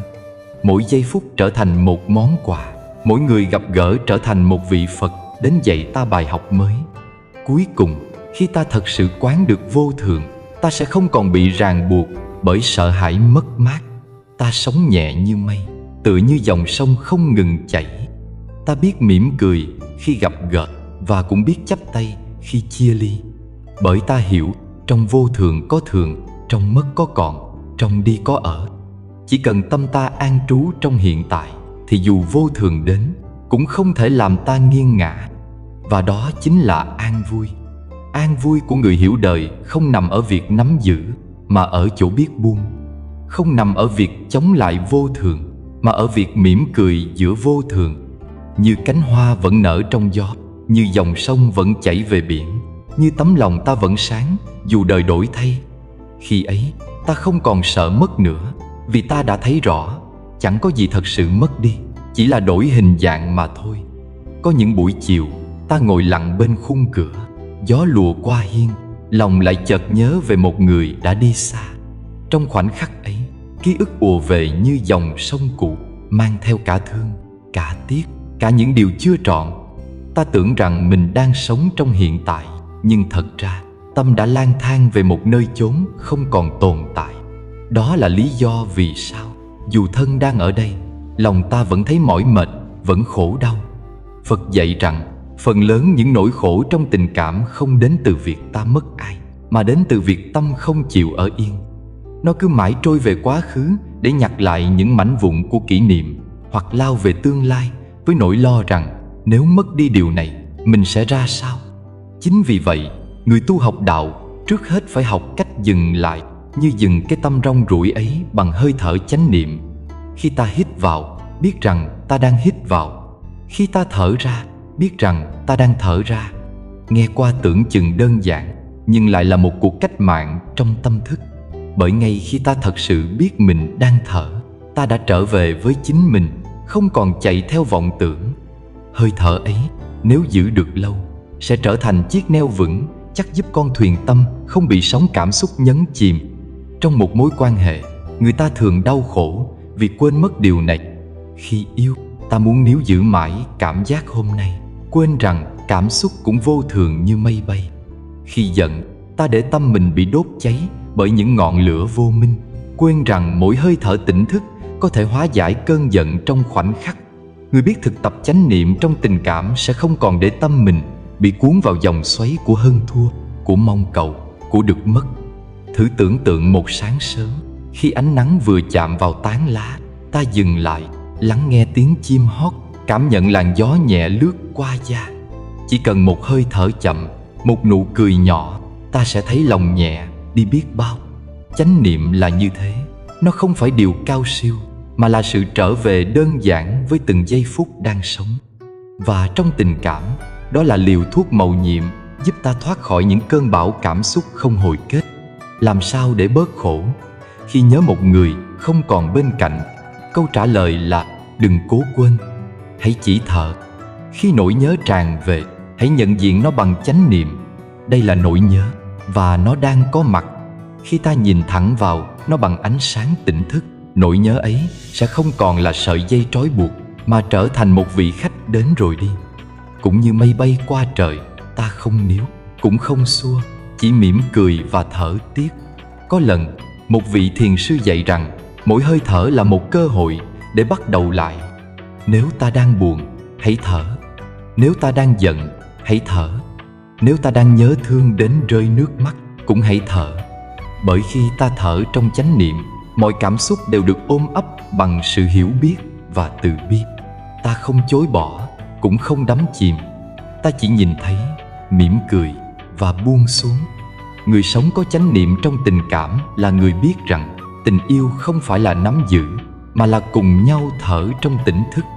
Khi cả hai cùng biết trở về với hiện tại, mọi hiểu lầm, giận hờn đều tan biến như sương mai dưới nắng. Bởi trong hiện tại này, không có ai đúng ai sai, chỉ có hai tâm hồn đang cùng nhau học cách hiểu, cách thương. Nếu một ngày bạn thấy tim mình nặng trĩu vì ai đó, hãy ngồi xuống, khép nhẹ mắt, hít vào thật sâu. Cảm nhận hơi thở đi qua mũi, lan xuống bụng, rồi thở ra thật chậm. Khi làm được điều ấy, bạn sẽ nhận ra rằng nỗi buồn kia chỉ là đợt sóng, còn bạn chính là đại dương. Sóng có thể dâng lên, nhưng không thể làm mất đi biển lớn trong ta. Thực tập chánh niệm không chỉ để bớt khổ, mà để thấy rõ chân tướng của mọi cảm xúc. Khi ta nhìn sâu vào nỗi đau, ta thấy gốc rễ của nó là sự bám víu. Khi ta thấy rõ, tự nhiên nó tan đi. Giống như khi ánh sáng chiếu vào bóng tối không cần đuổi đi, nó tự biến mất. Cũng vậy, khi có ánh sáng của chánh niệm soi chiếu, những phiền não trong tình cảm sẽ tự nhiên tan rã. Trong từng bước chân, ta có thể thực tập chánh niệm. Bước đi mà biết mình đang bước, uống nước mà biết mình đang uống, lắng nghe mà biết mình đang nghe. Khi đó, ta sống thật sự với hiện tại. Và kỳ diệu thay, ngay trong giây phút ấy, hạnh phúc đã có mặt, không phải ở đâu xa, không phải đợi ai mang đến. Tình cảm cũng như dòng nước, nếu tâm ta loạn, nước sẽ đục. Nếu ta dừng lại, lặng yên, nước sẽ trong. Hơi thở chánh niệm chính là sự lặng yên đó. Nó giúp ta nhìn rõ lòng mình, thấy được người kia không phải là nguyên nhân của khổ đau, mà là tấm gương phản chiếu tâm ta. Khi tâm an, mọi hình bóng trong đó đều hiền hòa. Phật từng nói, người biết sống trong chánh niệm là người đang sống thật. Còn kẻ luôn lạc trong quá khứ hay mơ về tương lai, dù còn thở cũng chỉ như đang mộng du giữa đời. Vì vậy, nếu hôm nay ta biết quay về, từng hơi thở, từng bước chân, từng ánh nhìn, từng cử chỉ đều có thể trở thành pháp tu nhiệm màu. Khi ta thật sự sống trong hiện tại, ta sẽ thấy rằng chẳng có gì cần níu, chẳng có gì cần đuổi. Tình cảm đến thì biết ơn, đi thì mỉm cười. Mọi thứ đều là duyên, đủ duyên thì gặp, hết duyên thì thôi. Và điều kỳ diệu là khi ta không còn lo mất, ta lại giữ được những gì chân thật nhất. Thực tập chánh niệm là con đường trở về chính mình, là cách ta làm lành với những tổn thương trong lòng. Khi ta thật sự an trú trong hơi thở, những vết thương xưa dần được xoa dịu. Ta thôi trách, thôi buồn, thôi oán hận. Thay vào đó là một niềm biết ơn sâu sắc. Vì nhờ những khổ đau ấy, ta mới học được cách thương đúng nghĩa. Và khi ta có thể nhìn người xưa bằng một nụ cười bình an, nghĩa là ta đã vượt qua chính mình. Không cần quên, cũng không cần nhớ, chỉ cần hiện diện. Bởi ngay trong giây phút hiện tại này, khi ta hít vào, thở ra trong tỉnh thức, ta đang sống trọn vẹn nhất với chính mình. Và đó là hạnh phúc. Hãy nhớ, chánh niệm không làm ta quên đi tình cảm, mà giúp ta thấy rõ tình cảm ấy đang như thế nào. Thấy rõ để hiểu, hiểu để thương, thương mà không dính mắc. Và đó chính là an lạc giữa đời. Khi bạn biết quay về với hiện tại, mọi khổ đau đều hóa thành con đường đưa bạn đến giác ngộ. Hãy cứ thở, hãy cứ đi, hãy cứ sống trong chánh niệm. Bởi chỉ khi ấy, bạn mới thật sự được tự do, trong tình cảm cũng như trong cuộc đời này. Có những đêm ta nằm lặng, mắt nhìn lên trần nhà, mà lòng vẫn như đang bước trên một con đường đầy gai. Một hình bóng, một lời nói, một tổn thương năm nào cứ lặp lại mãi trong tâm trí như vết xước không bao giờ lành. Ta tưởng thời gian sẽ xóa nhòa mọi thứ, nhưng rồi nhận ra chính ta là người vẫn đang ôm chặt lấy nỗi đau ấy. Phật dạy rằng giữ hận thù trong lòng chẳng khác nào cầm hòn than hồng để ném người khác, cuối cùng chính mình là kẻ bị bỏng trước. Khi nghe điều này, ta gật đầu, nhưng hiếm ai thật sự hiểu hết ý nghĩa của nó. Bởi khi đã bị thương, ta chỉ muốn được công bằng, muốn người kia phải trả giá cho điều họ đã gây ra. Ta nghĩ rằng tha thứ là yếu đuối, là thua thiệt, là để người kia được yên. Nhưng thật ra, tha thứ là để chính mình được bình yên trước tiên. Có người mang trong lòng oán hận suốt hàng chục năm, mà không biết rằng người họ giận có khi đã quên mất hoặc không còn tồn tại. Chỉ còn ta sống với vết thương ấy, nuôi dưỡng nó từng ngày bằng suy nghĩ, bằng nước mắt, bằng khổ đau. Cứ thế, oán hận trở thành chiếc xích vô hình trói buộc linh hồn, khiến ta chẳng thể tự do dù thân vẫn còn khỏe mạnh. Tha thứ không có nghĩa là quên đi, càng không phải chấp nhận điều sai. Tha thứ là nhìn sâu để hiểu rằng ai cũng từng lầm lỗi, hiểu rằng người làm tổn thương ta cũng chỉ là một kẻ đang khổ, chỉ là họ không biết cách khác để hành xử. Khi ta nhìn thấy nỗi khổ trong họ, lòng ta tự nhiên mềm lại, và đó chính là khởi đầu của tha thứ. Trong đạo Phật, tha thứ không phải là hành động, mà là sự chuyển hóa trong tâm. Là khi ta nhìn người đã làm mình đau bằng ánh mắt từ bi, thay vì giận dữ. Là khi ta không còn muốn họ phải khổ như mình từng khổ. Tha thứ không phải vì người kia xứng đáng, mà vì ta xứng đáng được tự do, được sống một cuộc đời không còn oán hận. Hãy thử tưởng tượng ta mang một chiếc ba lô trên lưng, trong đó chất đầy đá. Mỗi viên đá là một nỗi giận, một tổn thương, một ký ức cay đắng. Mỗi ngày ta lại thêm vào một chút, và ta tự hỏi vì sao mình mỏi mệt, vì sao cuộc sống nặng nề. Tha thứ chính là khi ta mở chiếc ba lô ấy ra, nhặt từng viên đá ra, đặt xuống. Mỗi lần buông một viên, ta thấy lòng nhẹ hơn một chút, thở sâu hơn một chút, cho đến khi chẳng còn gì để mang, ta mới hiểu thế nào là bình an thật sự. Có người nói, tôi muốn tha thứ, nhưng lòng không thể quên. Điều ấy rất thật, vì tha thứ không xảy ra trong một ngày. Nó là một hành trình như hoa nở giữa mùa đông. Ban đầu, lòng ta vẫn còn đau, vẫn còn những đêm bật khóc, vẫn còn thấy hình bóng người kia trong từng kỷ niệm. Nhưng nếu mỗi ngày ta biết thở, biết quán chiếu, biết nhìn sâu vào cảm xúc ấy, thì dần dần hạt giống tha thứ sẽ nảy mầm. Một ngày ta chợt nhận ra, khi nghĩ đến người ấy, lòng mình không còn sôi sục nữa, chỉ còn lại một nỗi bình yên như cánh hoa rơi trên mặt nước. Đó là lúc ta thật sự tha thứ, và cũng là lúc ta thật sự tự do. Tha thứ không chỉ cho người khác, mà còn cho chính ta. Bởi trong nhiều trường hợp, ta cũng chính là người mình oán giận nhất. Ta giận mình vì đã tin lầm, vì đã yếu đuối, vì đã để ai đó làm tổn thương. Nhưng giận bản thân chỉ khiến vết thương thêm sâu. Hãy tha thứ cho chính mình, như người mẹ hiền tha thứ cho đứa con vừa vấp ngã.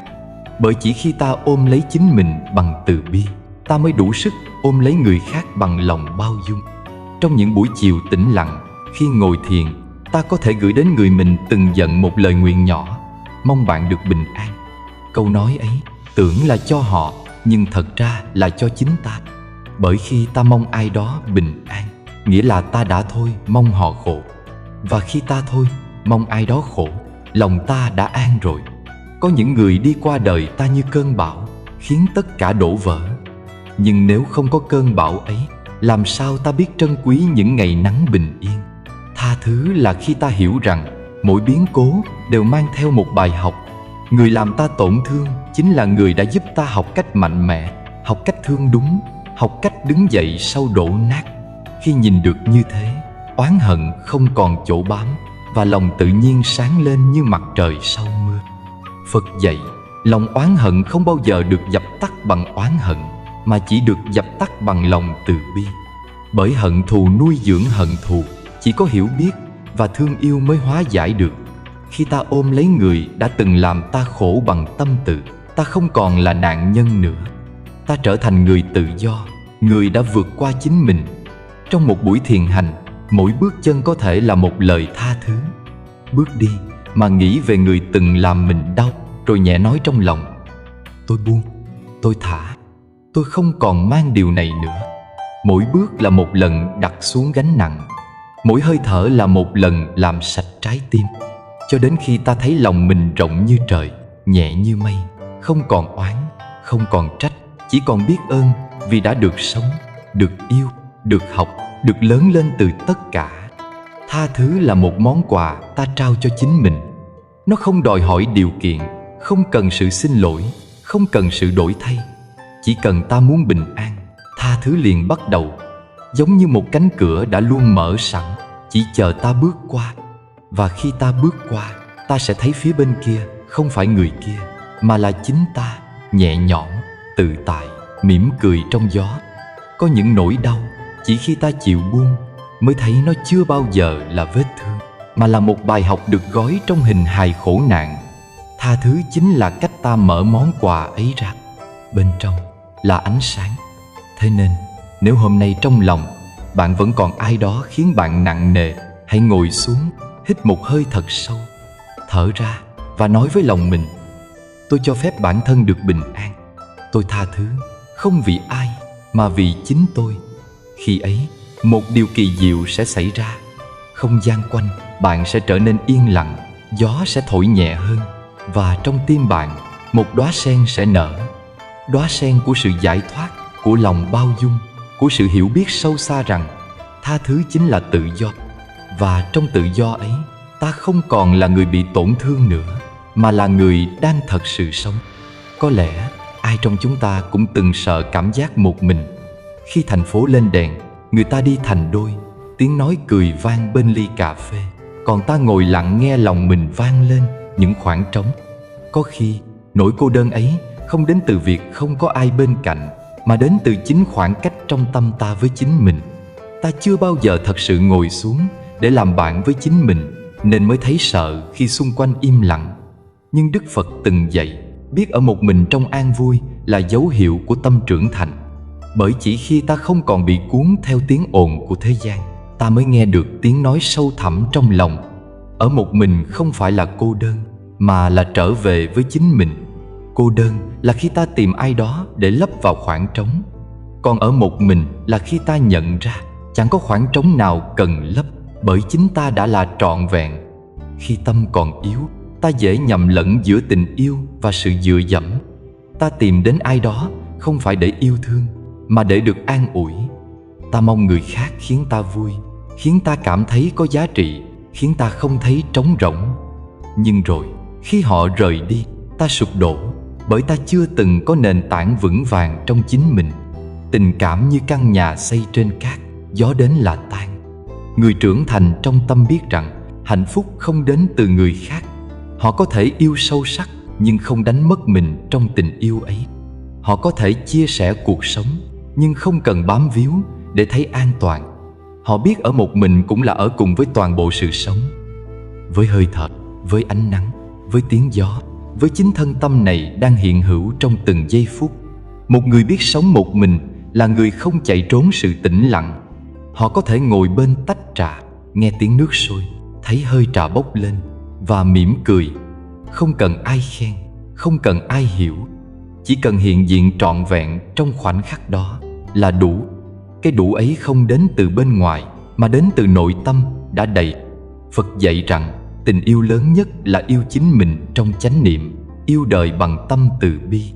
Khi ta biết yêu bản thân đúng cách, ta không còn tìm kiếm tình thương như một kẻ khát nước. Ta chăm sóc thân thể này bằng sự hiểu biết, chăm sóc tâm hồn này bằng sự lắng nghe. Ta không trách mình vì những lầm lỗi, không ép mình phải hoàn hảo, mà đối xử với chính mình như một người bạn hiền. Yêu bản thân trong chánh niệm không phải là nuông chiều bản ngã, mà là thấu hiểu chính mình để không gây thêm khổ.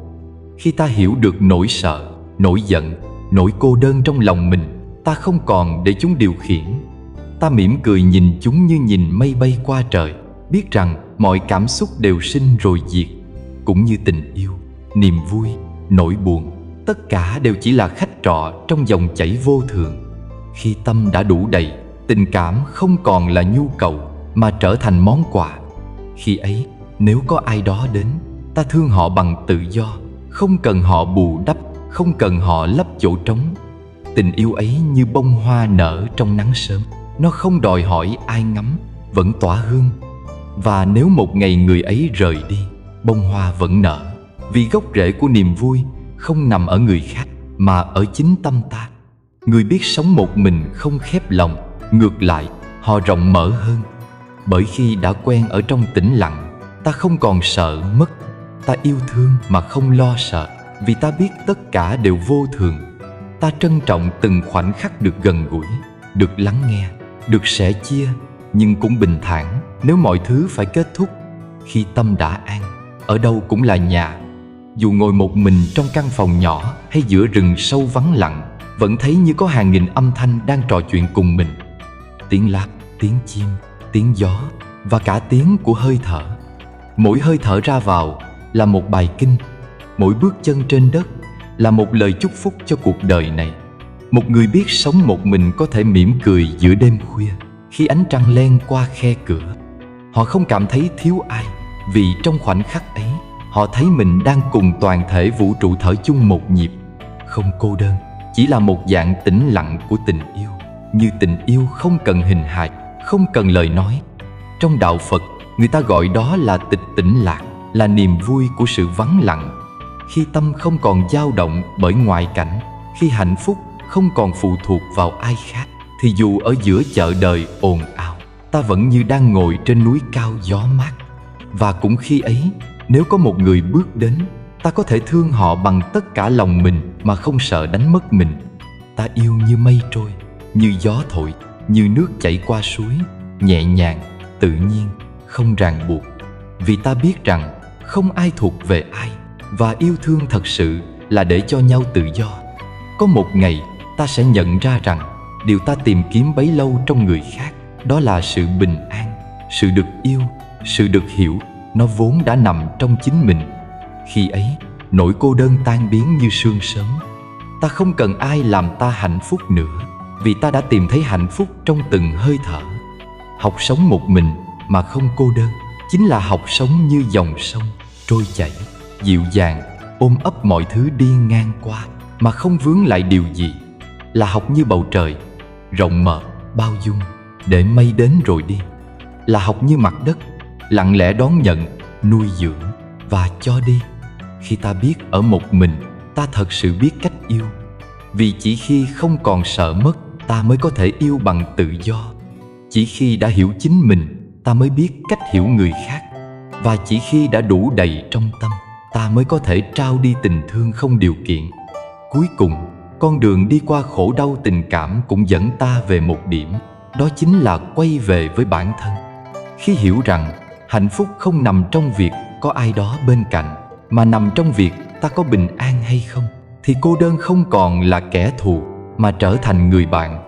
Người biết sống một mình không cần tìm hạnh phúc, vì họ chính là hạnh phúc. Giữa thế gian biến động, họ vẫn thảnh thơi như hoa sen giữa bùn, vẫn tỏa hương mà không vướng bụi. Họ không cô đơn, bởi trong mỗi hơi thở đã có mặt của sự sống. Trong mỗi bước chân đã có mặt của đất trời. Khi ta học được điều ấy, ta không còn cần ai làm đầy cuộc sống mình nữa, bởi cuộc sống vốn đã đủ đầy. Và khi ta đã đủ đầy, tình yêu sẽ đến nhẹ như gió thoảng, trông như nắng sớm, tự nhiên, đẹp đẽ và không bao giờ khiến ta khổ nữa.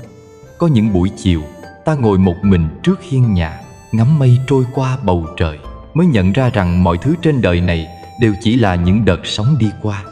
Sóng cảm xúc, sóng thương yêu, sóng giận hờn, tất cả đều đến rồi đi. Và giữa những đợt sóng đó, chỉ có một điều cần được giữ lại, đó là tâm biết an trú giữa biển đời. Tình cảm cũng vậy, vốn dĩ không phải thứ khiến con người khổ.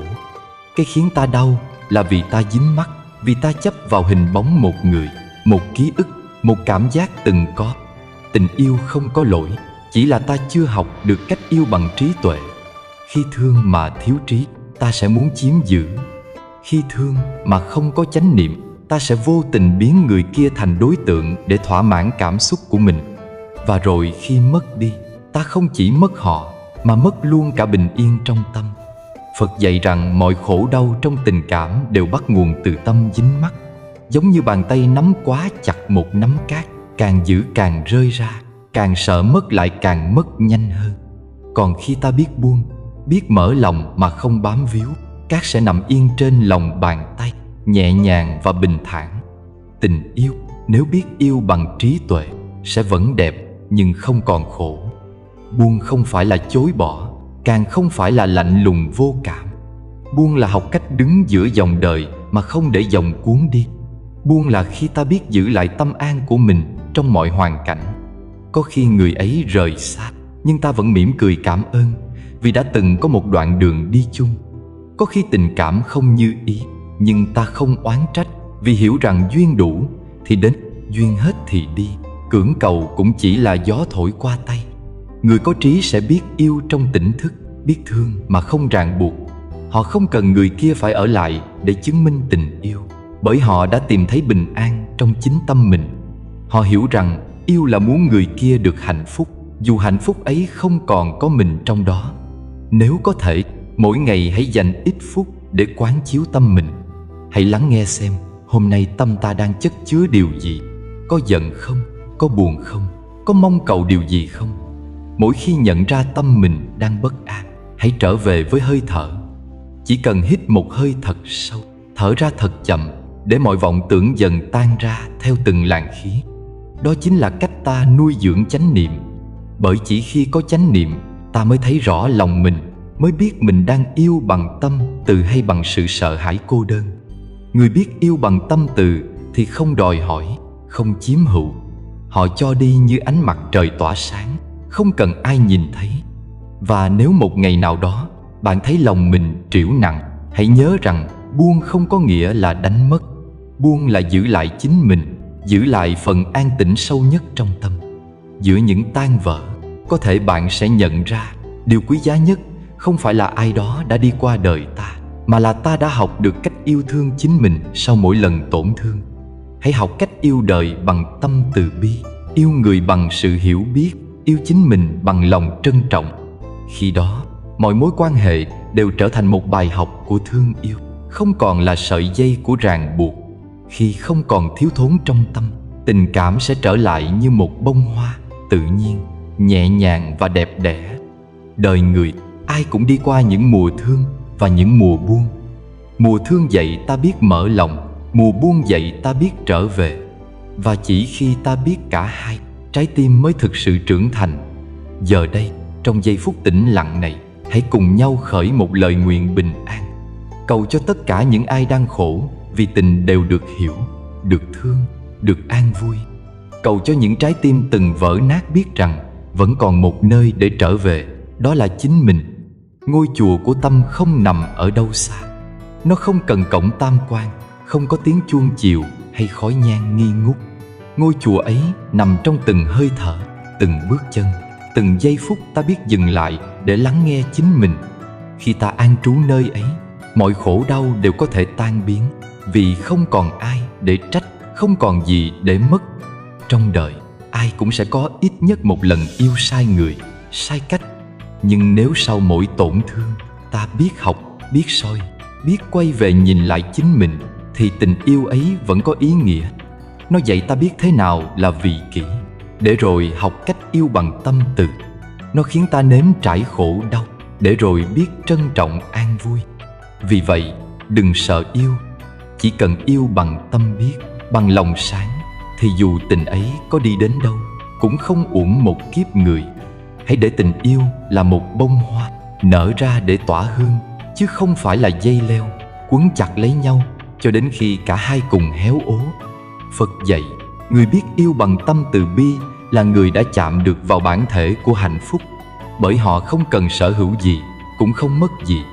Họ chỉ đơn giản là yêu, như mây vẫn trôi, như gió vẫn thổi, như trăng vẫn soi, như nước vẫn chảy. Tình yêu ấy nhẹ như hơi thở, mênh mông như bầu trời, và bình an như cõi lòng đã hiểu rằng Thương mà không dính mắc mới chính là thương thật. Khi ta yêu bằng tâm từ bi, người kia được tự do, ta cũng được tự do. Cả hai không còn là hai kẻ khổ vì yêu, mà là hai người đang cùng nhau học cách giác ngộ giữa đời. Và nếu một ngày phải chia xa, ta vẫn có thể mỉm cười, bởi ta biết tình yêu ấy chưa bao giờ mất.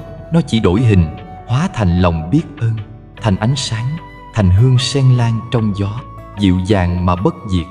Trong đời, phần lớn những khổ đau trong tình cảm không đến từ việc ta yêu ai đó, mà đến từ những kỳ vọng ta đặt lên họ. Ta không chỉ muốn họ thương ta, mà còn muốn họ thương theo cách ta mong, nói theo cách ta thích, sống theo điều ta nghĩ là đúng. Khi họ khác đi, ta thất vọng. Khi họ không còn như ban đầu, ta tổn thương. Và rồi ta tưởng rằng mình khổ vì tình, nhưng thực ra ta khổ vì chính kỳ vọng của mình. Đức Phật dạy rằng mọi khổ đau đều bắt đầu từ dính mắc. Kỳ vọng chính là một hình thức của dính mắc vi tế. Nó là sợi dây vô hình buộc ta vào người khác, khiến tâm không bao giờ được yên. Khi họ làm điều ta mong, ta vui. Khi họ không làm, ta buồn. Như chiếc lá trôi giữa dòng, đời ta bị cuốn theo từng cơn sóng cảm xúc của người kia. Nhưng kỳ thực, người đó không trói ta. Chính tâm ta trói mình bằng ảo tưởng rằng mọi thứ phải như ta nghĩ. Buông bỏ kỳ vọng không có nghĩa là ta không còn quan tâm, không còn yêu thương. Nó chỉ có nghĩa là ta yêu mà không áp đặt. Ta hiểu rằng ai cũng có con đường riêng, cách suy nghĩ riêng, nhịp thở riêng của tâm hồn họ. Khi ta biết chấp nhận người ấy như họ đang là, tình yêu bắt đầu trở nên tự nhiên, nhẹ nhàng và thật đẹp. Hãy thử nhìn một bông hoa trong nắng. Nó nở không vì ai khen, cũng chẳng buồn khi chẳng ai nhìn. Nó chỉ nở vì đến lúc phải nở, vì đó là bản chất của nó.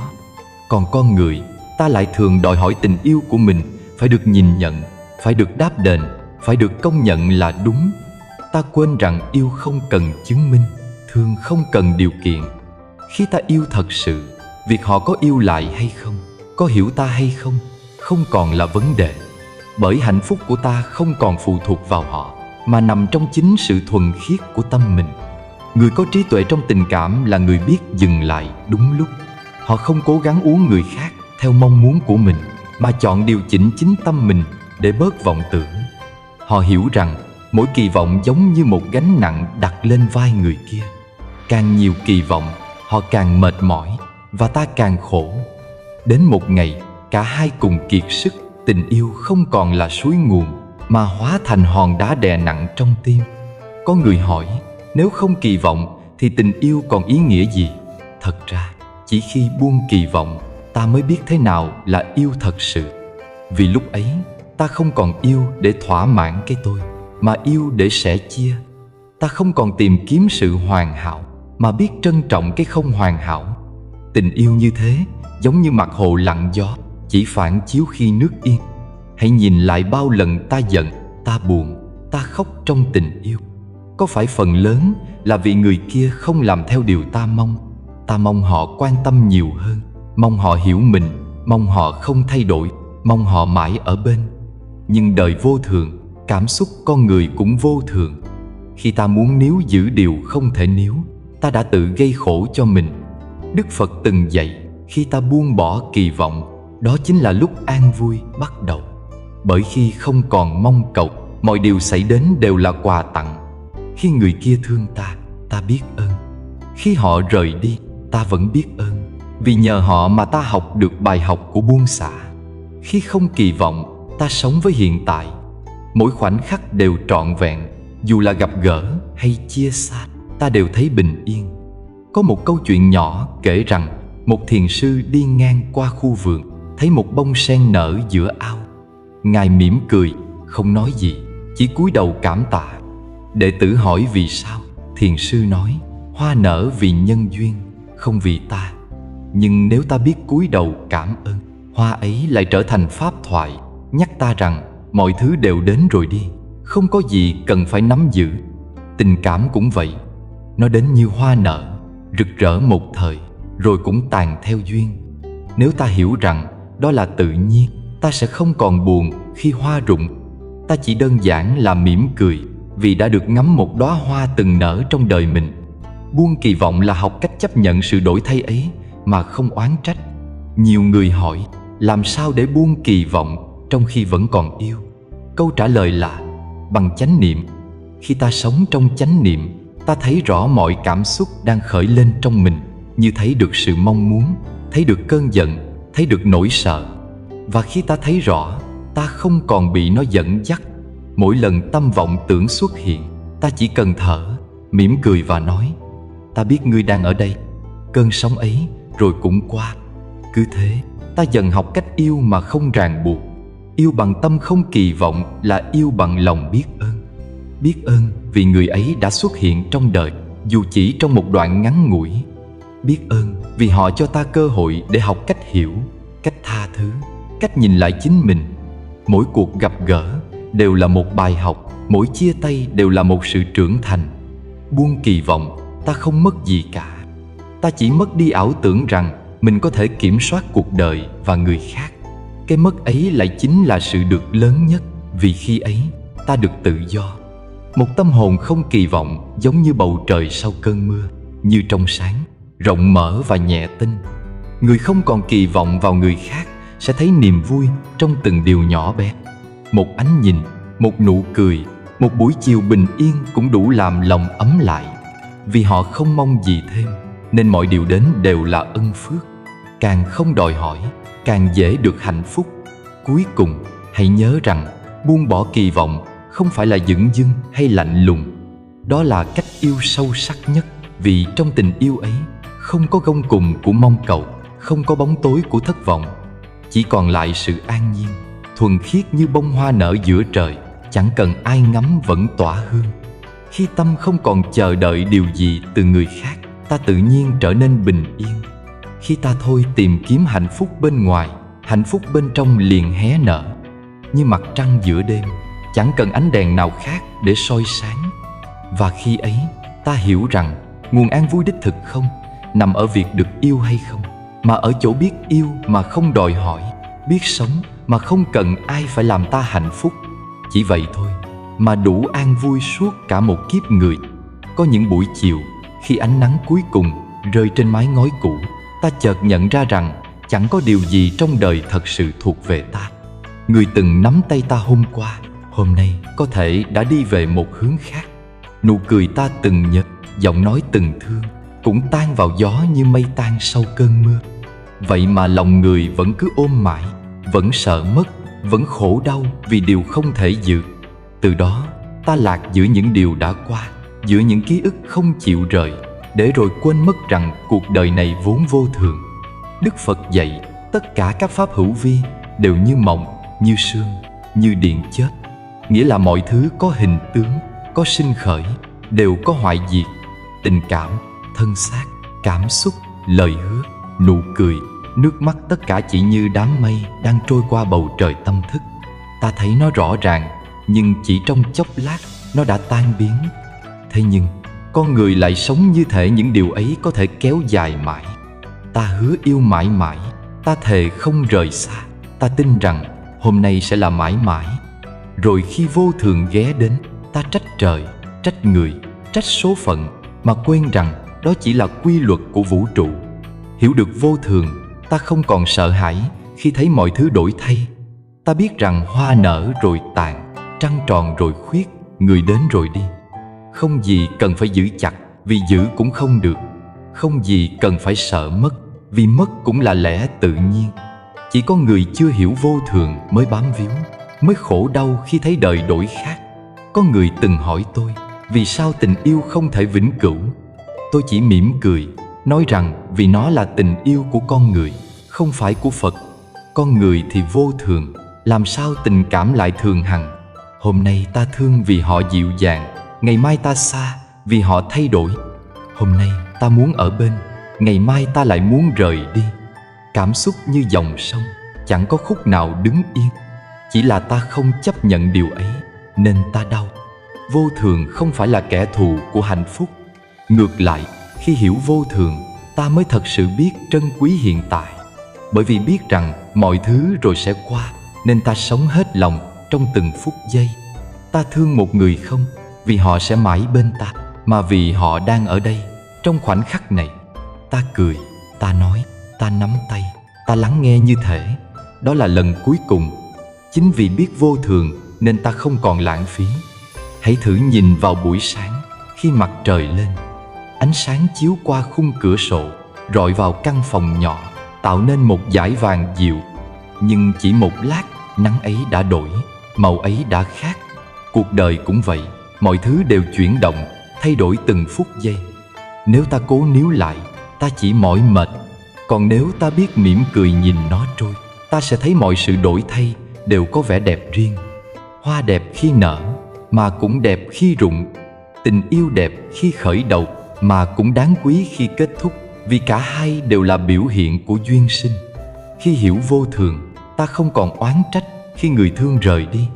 Ta biết rằng họ đến vì duyên, và khi duyên hết, họ phải đi. Cũng như cơn mưa, khi đất đã đủ ẩm, mưa dừng lại. Không ai trách mưa vì đã ngưng, cũng như không ai có thể ép mưa rơi mãi. Trong tình cảm, nếu ta thấy rõ quy luật ấy, ta sẽ thôi khổ. Ta biết rằng không ai phản bội ta, chỉ là vô thường đang làm công việc của nó. Mọi thứ đều vận hành đúng pháp, chỉ có tâm ta là chưa hiểu nên mới đau. Người học đạo không cố gắng chạy trốn vô thường, mà quán chiếu để thấy trong vô thường có an lạc. Khi thấy rõ rằng thân này cũng vô thường, ta bớt lo lắng cho hình tướng. Khi biết cảm xúc cũng vô thường, ta bớt bị cuốn theo hỉ nộ ái ố. Khi hiểu tình cảm cũng vô thường, ta bớt nặng lòng vì chia ly. Từ đó, tâm ta nhẹ như mây, tự do như gió.